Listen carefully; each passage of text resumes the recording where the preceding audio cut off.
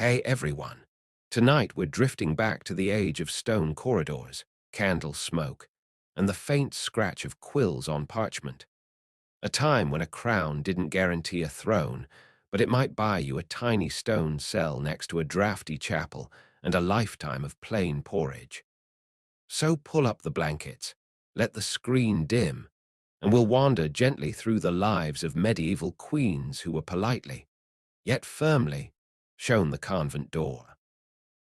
Because nothing says, "Thank you for your years of dynastic service," like being told to pack one veil, one rosary, and absolutely no regalia. Let's begin with the basic premise. Medieval Europe loved locking inconvenient women in boxes, preferably boxes with a crucifix on top. If you were a queen who'd outlived your usefulness, or worse, outlived your king, you became a logistical problem. You couldn't legally reign in most places. Remarrying you would hand power to some new fellow, and leaving you loose at court-invited plots, poisons, and the occasional small coup.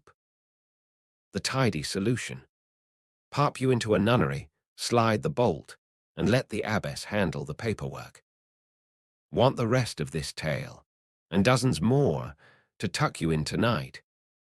Hit the link in the description, subscribe to the channel, and let every full-length story carry you off to sleep.